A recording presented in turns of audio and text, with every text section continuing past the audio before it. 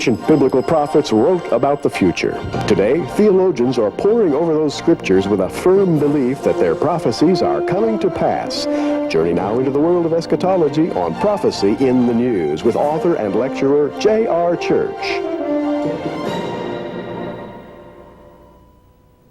Moses wrote 5 books: Genesis, Exodus, Leviticus, Numbers, Deuteronomy.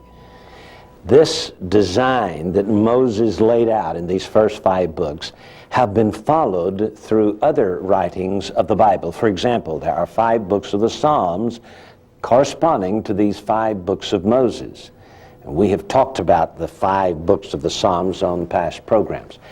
Lamentations has 5 chapters. Jeremiah wrote those 5 chapters to illustrate the Torah design, the Genesis chapter, the Exodus chapter, the Leviticus chapter, the Numbers chapter, and the Deuteronomy chapter.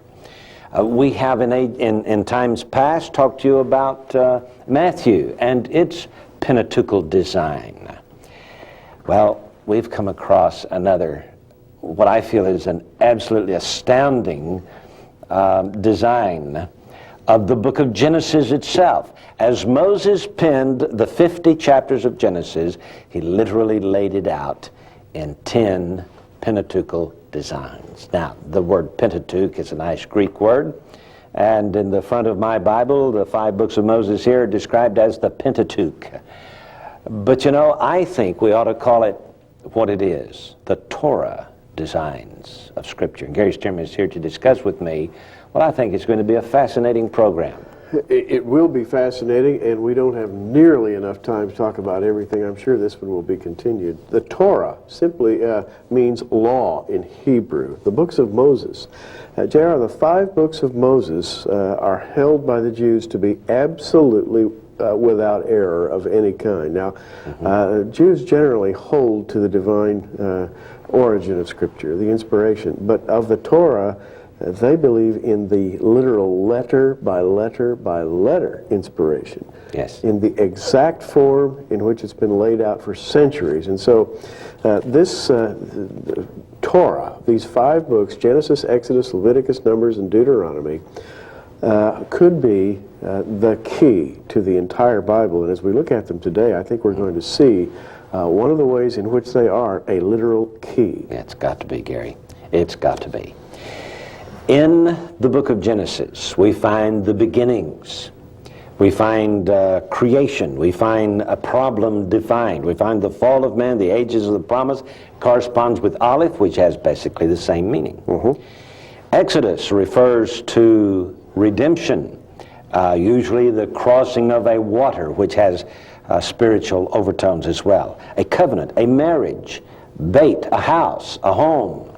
The letter bait is the second letter, meaning a house. It stands for division, stands for removal, and so on. Gimel is the third letter and corresponds with Leviticus. In the book of Leviticus, we see spiritual dimension. We see worship, contact with God. We see sanctification. And this is all basically one definition, not several definitions here. When we get to the book of Numbers, we see trial and struggle, testing. We see the way, and the way is a difficult way on the way to the promised land, shall we say. In Deuteronomy, corresponding with the hay, we see the summary of it all. We see divine government established, the final judgment, the Holy Spirit. And all of these things tell a story. And Gary, that's where the book of Genesis enters. Well, J.R., they tell the story of grace, and it's fascinating. There are 5 of these books, and 5 has long been held by Christian theologians to be exemplary of grace. Grace begins with the work of God, and it ends with the work of God, and the beginning of God's work is called the creation. In the beginning, God created the heaven and the earth, Genesis 1:1. Amazing. Now, if we were to take chapter 1, we find that corresponds to the meaning of Genesis. Then if we take chapter 6, chapter 11, chapter 16, chapter 21, chapter 26, these are all Genesis chapters. All the way through the 50 chapters, we have these 5 books listed. So there's chapters 1, 6, 11, 16, 21, 26, 31, 36, 41, and 46, and they are Genesis chapters. In other words, what you're saying is that there's a repetitive design. Chapter 1 of Genesis conforms to Genesis. Yeah. Chapter 2 would be Exodus. Chapter 3 would be formed after Leviticus, chapter 4 after Numbers, and chapter 5 after Deuteronomy, and then they would rotate and start again. That's chapter right. 6 would be then a Genesis book. Yes. And you take these 5 at a time. 7 would be Exodus. 7 Exodus. 8 would be Leviticus. 9 would be Numbers. 10 would be Deuteronomy, and it starts over again through the entire 50. So you're saying there's a rotational design Yes. to Genesis. Now, when you really see this, and of course, we've seen it for the first time, all over again. Look, we spent 4 programs a few years ago on the designs of Genesis, the alphabetic designs of Genesis. But we touched upon the idea of the Pentateuchal design, this Torah design, the 5s, but we didn't see it back then. That's we right. see it now. We see it now. I want to share it with you, and it's really incredible. So we've got all of these Genesis chapters, 1, 6, 11, 16, 21, 26, 31, 36, 41, and 46, and we want to go through a few of these and give you an idea of what we're talking about. Okay, now to begin, and I want to make sure that everyone is following us, in this rotational design, the theme of Genesis is beginnings, creation, the definition of the problem of redemption, the fall, the promise, but in essence, we're talking about something beginning. And let's just use that as our key word. The verse 1 of chapter 1 says, "In the beginning, God created the heaven and the earth." So this is our theme. Yeah. Now we would expect to find this theme repeated over and over again. Right. So in chapter 6, we have plans for a new beginning through Noah. For you see, fallen angels have polluted the human gene pool. The Lord appears to Noah and he says, "At the end of all flesh has come before me, for all the earth is filled with violence through them. Behold, I will destroy them with the earth. Make thee an ark of gopher wood." And Noah prepares for a new beginning. That's a Genesis chapter. Okay, so Genesis 1 says, "In the beginning God created the heaven and the earth." Here, then, there's a new beginning. And by the way, we find in this chapter Noah finding grace in the eyes of the Lord. Isn't that interesting? Yeah.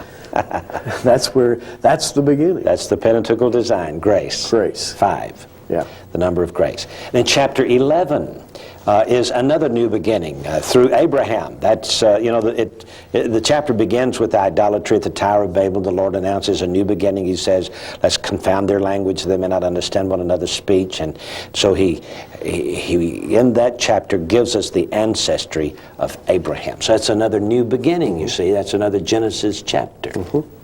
When we get to chapter 16, we have the beginning of the Arabs through the birth of Ishmael. This is a new beginning. This is something introduced for the first time, you see. It's a whole new story introduced in the book of Genesis. This one with Ishmael. The angel of the Lord appears to Hagar and announces the new beginning. He says he'll be a wild man. His hand will be against every man, and every man's hand against him. In chapter 21, we have the beginning of the promised lineage through the birth of Isaac. So in chapter 16, we have the birth of Ishmael. In chapter 21, we have the birth of Isaac, another Genesis chapter. And then in chapter 26, we have the Abrahamic covenant confirmed to Isaac. So this is the next step from the covenant that he made with Abraham. We have a new beginning here as the next generation takes this new covenant. Yeah, the conferring of power from Abraham to Isaac, which does constitute a new beginning. So this theme then is rotating all the way through the book of Genesis. Then in chapter 31, the Lord appears to Jacob, calls him back to Bethel. That's a new beginning. He says, "I am the God of Bethel, where thou anointest the pillar, and where thou vowedest a vow unto me. Now arise, get thee out from this land, and return unto the land of thy kindred." There's a new beginning in the life of Jacob. And then in chapter 36, the beginning of Esau's lineage. And at 41, there's a new beginning for Joseph. He's exalted to rule over Egypt. Chapter 46, the Lord appears to announce a new beginning for Jacob. He says, I am God, the God of thy father. Fear not to go down into Egypt, for I will make thee there a great nation. I'll go down with thee into Egypt, and I will also surely bring thee up again. So isn't it amazing, Gary? All of these chapters, 1, 6, 11, 16, 21, 26, 31, 36, 41, and 46, all offer new stories, new themes, the beginnings. 50 chapters in Genesis. 10 times we rotate through these themes of 5. That results in a total of 50, and I think it's very interesting. The total number of these is 10. Ordinal perfection. Yeah, God's perfection shows through this design. No wonder he picked Jubilee to be the 50th number, you know. Yeah. There's more. We'll be back in just a moment. In the first half of this program, we have looked at the Torah designs of the book of Genesis, and we have covered the Genesis chapters. Gary, let's talk about the Exodus chapters now, because they are equally powerful here. Okay, if Genesis would be chapter 1, then Exodus would be chapter 2, and then rotationally every 5 chapters thereafter. And so Genesis chapter 2 talks about the establishment of the heavens and the earth and the creation of man. And by the way, the story of man being placed in the Garden of Eden. And to me, this is fascinating because Exodus refers to the establishment of a home, a house, a dwelling place, a provision. It speaks of redemption. It also has something to do with water. And I think that's a metaphor there, a spiritual metaphor that's fascinating. Take, for example, in the 2nd chapter here, you talk about God providing the Garden of Eden for Adam and Eve to live in. He also talks about Eve, the wife. So here's the establishment of the home, the duality that is here, the two that become one. There are 4 rivers that provide water for the Garden of Eden. That's right. We get to chapter 7, we have God providing an ark for the redemption of Noah and his wife. And then the waters flood the earth. In chapter 12, see there's 2, 7, 12, 17, 22, 27, 32, 37, 42, 47. These are the Exodus chapters of Genesis that follow the Exodus design. So in chapter 7, God provides the ark. In chapter 12, God provides a promised land for the redemption of Abraham and his wife. And God establishes a covenant of grace. And chapter 17... let me just interrupt here. On chapter 12, talking about Abraham being called, he was called across the waters. He came from Ur of the Chaldees to the Promised Land, and he had to cross the river to do it. And that's where the name Hebrew comes from. Hebrew means someone from the other side of the river. So he had to cross the river into the Promised Land, which is in keeping with this theme, by the way. So we have the 4 rivers that run through Eden. We have the waters that covered the earth in the flood of Noah. And now we have Abraham, the man who's from across the other side of the river. That's right. And so the idea of the water here is really fascinating, especially when we have a husband and wife mentioned, and they produce a son. And Jesus said, you're born of the water and of the Spirit. That's right. So we have the fleshly birth that seems to be a transition here, a crossing from one to the other. In chapter 17, which is also an Exodus chapter, God provides blessings, a covenant, new names, a promise for the son of Abraham and Sarah. He says, I'll make my covenant between me and thee and multiply thee exceedingly, but my covenant will I establish with Isaac. And then in chapter 22, we have another Exodus chapter. God provides a substitute sacrifice for the redemption of Isaac. It's amazing. Redemption, substitute. Right. This is the theme of these chapters. As a matter of fact, the Exodus, the theme of the Pentateuch, or the Torah, is that of rescuing the people, taking them out of Egypt, moving across the water to a new location. Of the Red Sea. The Red Sea. Yes. And so we find this theme all the way through these Exodus chapters located in the first book. In chapter 27, God provides Isaac's blessing for Jacob. Isaac tells Esau, thy brother came with subtlety and hath taken away thy blessing. Jacob prepares for his journey to fetch a wife. It's amazing. In chapter 2, it's Adam and his wife. In chapter 7, it's Noah and his wife. That's right. In chapter 12, it's Abraham and his wife. And in chapter 17, it's Abraham and Sarah. That's right. You know, chapter 22, it's a substitute for Isaac. And then in verse 18 and following, in the last part of that chapter, Abraham receives family news of Rebekah's birth. She's to be the coming wife of Isaac. So we had to have the wife in there, you know. That's right. And in 27, God provides blessings for Isaac, and for Jacob, and Jacob then sets out on his journey to fetch a wife. In chapter 32, he provides a new name for Jacob, and the journey home brings God's blessings. He wrestles with the man throughout the night, you know, and then he says, bless me, and he changes his name from Jacob to Israel, a prince with God. And by the way, he's headed for his new home, and that's the theme of this, the husband, the wife, and the home. Right. And the fact that he is redeemed with a new name, that's redemption, you see. He's been born again, so to speak, been given a new name. And in chapter 37, another Exodus chapter, God provides for the safety of Joseph by sending him into Egypt.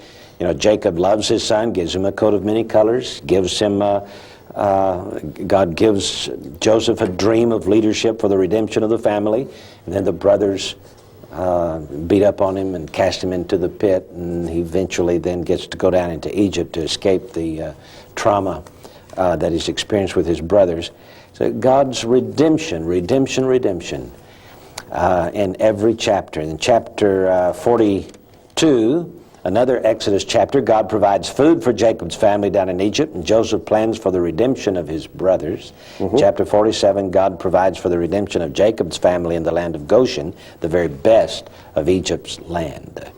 And those are the Exodus chapters, and Gary, they fit the meaning of Exodus perfectly. They do indeed. And the themes, again, Genesis, beginnings. Exodus is redemption.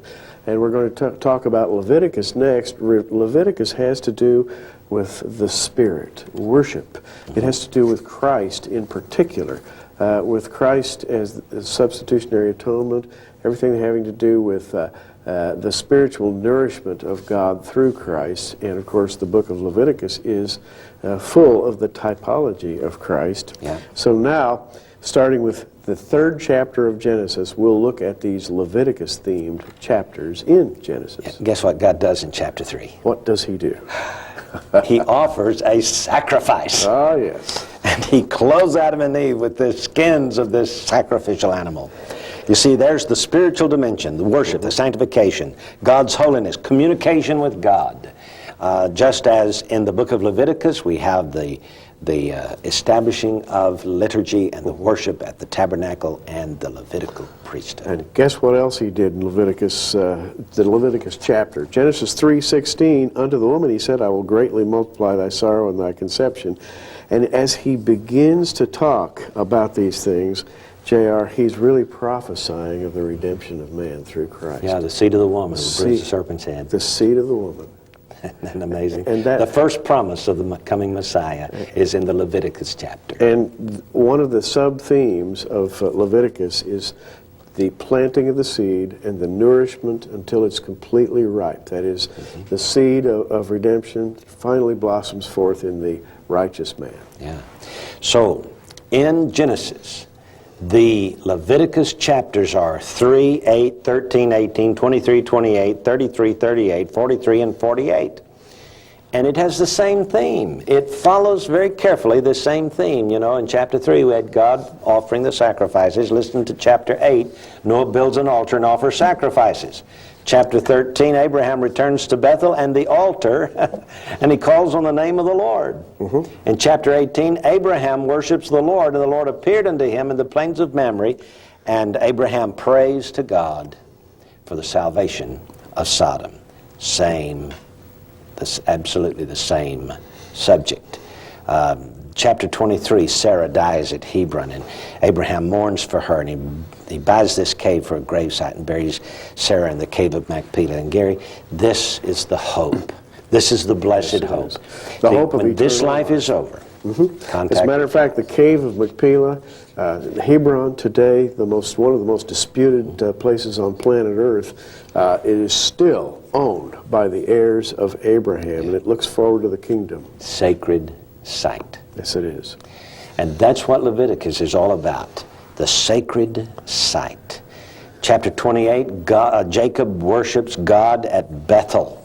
And chapter 33, Jacob meets Esau and he erects an altar, goes to Jerusalem, buys a parcel of land, erects an altar. There it is again, the establishment of worship. We'll have to save these last three for our next program. As you can see, we've got a lot more to cover in 50 chapters than we could possibly cover. Let's wrap it up with some really neat analogies here. Well, the interesting thing about this design, J.R., to me, is that as you find the design of the Torah expressed internally in the structure of Genesis, it tells you one thing: no man or group of men wrote the Bible or the Torah. That's right. It was written by God. No man could put things together in this complex fashion. Now, we have had theologians write about Pentateuchal designs before. Yes, we have. But not on the 50 chapters of Genesis. This is something new. This is something nobody's ever seen before. And we're bringing it to you. Shall we say the cutting edge? We're on the cutting edge here. And we have yet to look at the Numbers and the Deuteronomy section. Numbers, of course, is speaking of the journey through the wilderness, which is every man's experience. And Deuteronomy, coming into the kingdom or coming into heaven and receiving the work that you have laid up in heaven. In this life. And J.R., this theme is seen repeated over and over again. That means that this theme of Genesis, Exodus, Leviticus, Numbers, and Deuteronomy are so divine and so otherworldly and so metaphysical and so powerful that they have a special meaning, which we'll have to look at later. We'll be back.